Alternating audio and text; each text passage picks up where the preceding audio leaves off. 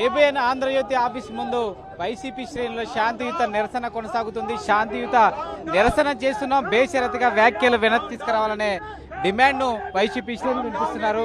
Sir చెప్పండి, ఈ ప్లకార్డులు పట్టుకున్నారు కానీ వాళ్ళ నుంచి స్పందన కనిపించట్లేదు, ఏం చేయబోతున్నారు? వాళ్ళ దగ్గర స్పందన కనిపిస్తుందని కాదు, మేము వాళ్ళు చేసినటువంటి తప్పుడు మాటలు, ఏబిఎన్ రాధాకృష్ణ కలం నుంచి వెలువడినటువంటి రాతలు చాలా దుర్మార్గంగా ఉన్నాయనేది రాష్ట్ర ప్రజలే కాదు ప్రపంచ ప్రజలు కూడా గమనించాలి. తెలుగు వారు ఎక్కడున్నా కూడా దుర్మార్గమైన రాతలు రాసి ఏబిఎన్లో దుర్మార్గంగా చెప్పించడం అనేది ఎంతవరకు సమంజసం? దీన్ని నిరసన తెలియజేయడానికి మేము వచ్చాం. వాళ్ళ నుంచి స్పందన వస్తుందా రాదా, that is a different matter. Radhakrishna అనే వ్యక్తి ఒక విలేకరిగా తన జీవితాన్ని ప్రారంభించి అనేకమైన తప్పుడు కార్యక్రమాలు చేసి ఆంధ్రజ్యోతి యాజమాన్యాన్ని సాధించాడు. వ్యాపారాలు కూడా చేస్తున్నాడు, ప్రభుత్వానికి అండగా ఉంటున్నాడు, ప్రభుత్వం ఏం చెప్పినా కూడా అది ఆచరిస్తున్నాడు. సరే, ఆయన ఇష్టం, నేను కాదని అనను.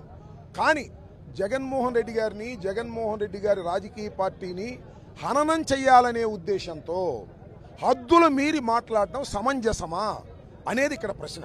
ఏం మాట్లాడాడైనా, ఏం చెప్పాడైనా? జగన్మోహన్ రెడ్డి గారు ఆదేశిస్తే వైసీపీ నాయకులు వారి భార్యల్ని చెల్లెలుగా భావించి వివాహాలు చేసి పంపుతారు, వీళ్లకు వెన్నెముక లేదు, మెడ మీద తలకాయ లేదు, తలకాయలో గుజ్జు లేదు అనేటువంటి మాటలు మాట్లాడడం సమంజసమేనా? ఇది మేము ప్రశ్నిస్తున్నాం. తోటి సమాజాన్ని ప్రశ్నిస్తున్నాం, రాధాకృష్ణ ప్రశ్నిస్తున్నాం, జర్నలిస్టులు అనబడే వారందరినీ కూడా ప్రశ్నిస్తున్నాం. ఇలా రాయటం ధర్మమేనా? జర్నలిస్టులు మీరు కూడా రియాక్ట్ కావాలి కదా, ఇది తప్పు అని చెప్పాలి కదా. ఇలాంటి బూతులు రాసేటటువంటి, బూతులు చెప్పేటటువంటి పత్రికను కానీ ఛానల్ను కానీ నడవటం సమంజసమేనా? విద్వేషాలు రెచ్చగొట్టే విధంగా, మహిళల్ని కించపరిచే విధంగా చేయటం తప్పు. దానికి క్షమాపణ చెప్పు రాధాకృష్ణ అని మేము డిమాండ్ చేస్తున్నాం. నేను క్షమాపణ చెప్పను, ఇంతకన్నా బూతులు రాస్తాను అంటే ఖచ్చితంగా దానికి మూల్యం చెల్లించవలసినటువంటి పరిస్థితులు ఏర్పడతాయనేది మేము వాళ్ళ ఒక డిమాన్స్ట్రేషన్ చేశాం, ఒక ప్రజాస్వామ్యయుతంగా చేశాం. ఖచ్చితంగా దీన్ని సమాజం గమనించాలి. రాధాకృష్ణ జ్ఞానోదయం అవుతుందో లేదో అది తర్వాత విషయం.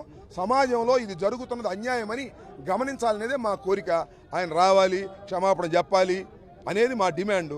చెబితే చెబుతాడు, లేకపోతే గంగలో దూకుతాడు, కానీ సమస్యని ప్రజలు అర్థం చేసుకోవాలని కోరుతున్నాను. ప్రెస్ కౌన్సిల్ ఆఫ్ ఇండియాకి ఏమైనా కంప్లైంట్ చేస్తారా ఈ వ్యాఖ్యలపైన? ఇవాళ ప్రధానంగా ఇప్పుడే మా అంబటన్న చెప్పాడు, అసలు ఒక మహిళతోనే ఈ వ్యాఖ్యలు చెప్పించాడు. ఎంత దారుణమో చూడండి. వైఎస్ఆర్ కాంగ్రెస్ పార్టీలో భార్యల్ని చెల్లెల కింద మార్చి వాళ్ళకి పెళ్లిళ్ళు చేస్తాడంట. అంటే అసలు నోటికి అన్నం తింటున్నాడా గడ్డి తింటున్నాడా కూడా తెలియని దౌర్భాగ్య పరిస్థితిలో ఉన్నాడు. అంటే జర్నలిజం పేరు చెప్పి ఈ రకమైన రాతలు రాసి వైఎస్ఆర్ కాంగ్రెస్ పార్టీ యొక్క శ్రేణుల యొక్క ఆత్మస్థైర్యాన్ని దెబ్బతీసే కార్యక్రమమా? అసలు నువ్వు జర్నలిజం పేరు చెప్పి ఒక మహిళతోని ఈ రకంగా మాట్లాడిస్తున్నావనంటే అసలు ప్రజలు ఇవన్నీ వాచ్ చేస్తున్నారా లేదా?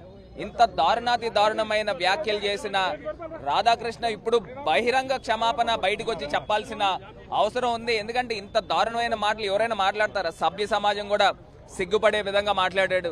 అంటే వైఎస్ఆర్ కాంగ్రెస్ పార్టీలో ఉన్న మహిళలు కాదన్నా నీ ఉద్దేశం? ఇంత అన్యాయమా, ఇంత దారుణమా? ఎట్టి పరిస్థితుల్లో కూడా దీన్ని యాక్సెప్ట్ చేయమని ఈ సందర్భంగా తెలియపరుస్తా ఉన్నాం. సార్, ఇది జర్నలిస్టు ముసుగులో రాజకీయాలు చేస్తున్నారని పదే పదే విమర్శలు చేస్తున్నారు. దీనిపైన ప్రెస్ కౌన్సిల్ ఆఫ్ ఇండియాకి ఏమైనా ఫిర్యాదు చేస్తారా? సార్, ఏబిఎన్ రాధాకృష్ణ గారు ఈరోజు రాసినటువంటి రాతలు ఈ దేశంలో ప్రపంచంలో ఉన్న మహిళలను కూడా అగౌరవపరిచే విధంగా ఉన్నాయి. తప్పకుండా ఎలాంటి పరిస్థితుల్లోనైనా దీనిని ప్రజల్లో మహిళల యొక్క ఇక్కట్లను, బాధలను అర్థం చేసుకున్న ప్రజానీకం అంతా కలిసి రావాలి. తప్పకుండా ఎక్కడైనా నేషనల్ ప్రెస్ కౌన్సిలే కాదు, ఎక్కడ వేదిక ఉంటే దాంట్లో మాట్లాడి ఈయన చేసినటువంటి ఈ యొక్క తప్పుడు ఆలోచనలను ఎండగట్టే విధంగా మాత్రం ముందుకు తీసుకెళ్తామని తెలియపరుస్తా ఉన్నాం. నిరసన చూస్తున్నాం, మనం విజువల్స్ లో కనిపిస్తా ఉన్నాయి. అందరూ కూడా శాంతియుత నిరసన చేస్తా ఉన్నారు. ఈ వ్యాఖ్యలపైన వెనక్కి తీసుకోవాలని డిమాండ్ వినిపిస్తా ఉంది. చెప్పండి సార్, మీరు ఈరోజు ఏబిఎన్ రాధాకృష్ణ గారు ఏదైతే జర్నలిజం అని చెప్పి పత్రికా విలువల్ని దిగజార్చి ఈరోజు ఏదైతే మాటలు మాట్లాడారో వారి పత్రికలోనూ వారి ఛానల్లోనూ, ఇది యావత్ స్త్రీ సమాజానికే క్షమాపణ చెప్పాలి.